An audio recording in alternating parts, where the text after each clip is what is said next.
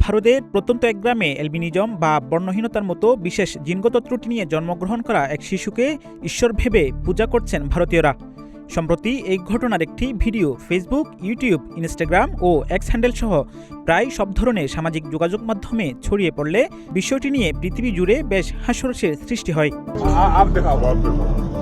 ভিডিওটি শেয়ার করে নেটিজেনরা ভারতীয়দের অজ্ঞতার সমালোচনা করেছেন। তবে বেশিরভাগ ইন্টারনেট ব্যবহারকারী বর্ণহীন এই শিশুর প্রতি তাদের বিশ্বাস দেখে হাসি ঠাট্টায় মেতেছেন। অবশ্য শিশুটির নিরাপত্তা নিয়েও শঙ্কা প্রকাশ করেছেন কেউ কেউ।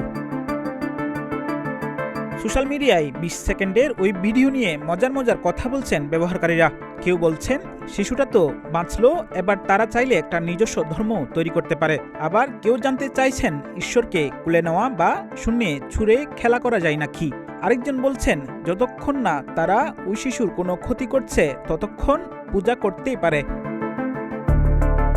চিকিৎসকদের মতে অ্যালবিনিজম বা বর্ণহীনতা একটি জিনগত জন্মগত সমস্যা। এই সমস্যায় আক্রান্তদের ত্বক, চুল, চোখ মেলানিন নামের রঞ্জক পদার্থের অনুপস্থিতির কারণে অত্যন্ত ফ্যাকাশে বা সাদা দেখায়।